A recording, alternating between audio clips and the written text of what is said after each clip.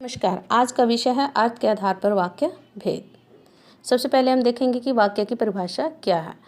शब्दों के एक सार्थक समूह को ही वाक्य कहते हैं। सार्थक का मतलब होता है अर्थ रखने वाला, यानी शब्दों का ऐसा समूह जिससे कोई अर्थ निकल रहा हो, वह वाक्य कहलाता है।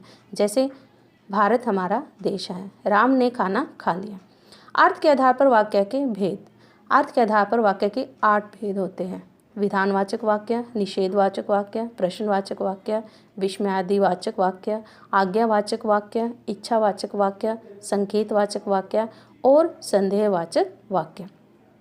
अब हम इनकी अलग अलग परिभाषाओं के माध्यम से देखेंगे कि इनकी क्या अर्थ है। विधानवाचक वाक्य, ऐसे वाक्य जिनसे किसी काम के होने या किसी के अस्तित्व का बोध हो, वह वाक्य विधानवाचक वाक्य कहलाता है। विधानवाचक वाक्य को विधिवाचक वाक्य भी कहा जाता है। उदाहरण, राम के पिता का नाम दशरथ है। इच्छावाचक वाक्य, ऐसे वाक्य जिनसे हमें वक्ता की कोई इच्छा, कामना, आशीर्वाद आदि का बोध हो, वह वाक्य इच्छावाचक वाक्य कहलाते हैं। उदाहरण, तुम्हारा कल्याण हो, भगवान तुम्हें लंबी उम्र दे। आज्ञावाचक वाक्य, ऐसे वाक्य जिनमें आदेश, आज्ञा या अनुमति का पता चले या बोध हो, वे वाक्य आज्ञावाचक वाक्य कहलाते हैं। उदाहरण, वहाँ जाकर बैठिए, कृपया शांति बनाए रखें। निषेधवाचक वाक्य, जिन वाक्यों से कार्य के निषेध का बोध हो, वह वाक्य निषेधवाचक वाक्य कहलाते हैं। अर्थात जिन वाक्यों में कार्य के न होने का पता चले, जहाँ पर नहीं का प्रयोग किया जाता है। उदाहरण, राम आज रावण को नहीं मारेगा, रावण आज सीता का अपहरण नहीं करेगा। प्रश्नवाचक वाक्य, जिन वाक्यों में कोई प्रश्न किया जाए या किसी से कोई बात पूछी जाए, उन्हें प्रश्नवाचक वाक्य कहते हैं।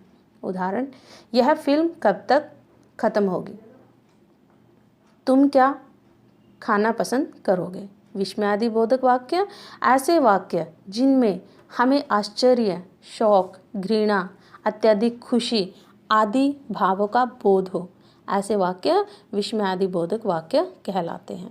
इन वाक्यों में जो शब्द विस्मय के होते हैं, उनके पीछे विस्मय सूचक चिन्ह लगता है। इस चिन्ह से हम इस वाक्य की पहचान कर सकते हैं। उदाहरण, ओह कितनी ठंडी रात है, अरे तुम लोग कब पहुँचे। संकेतवाचक वाक्य, वे वाक्य जिनसे हमें एक क्रिया का दूसरी क्रिया पर निर्भर होने का बोध हो, ऐसे वाक्य संकेतवाचक वाक्य कहलाते हैं। उदाहरण, अगर तुम परिश्रम करते तो आज सफल हो जाते, अगर बारिश अच्छी होती तो फसल भी अच्छी होती। यहाँ पर देखिए, एक वाक्य दूसरे वाक्य पर आधारित, यदि एक काम करते तो दूसरा पूरा अवश्य होता। संदेहवाचक वाक्य, ऐसे वाक्य जिनसे हमें किसी प्रकार के संदेह या संभावना का बोध होता है, वह वाक्य संदेहवाचक वाक्य कहलाते हैं।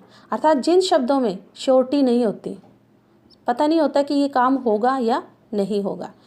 उदाहरण, आज बहुत तेज बारिश हो सकती है, शायद वह अभी तक नहीं पहुंचा है।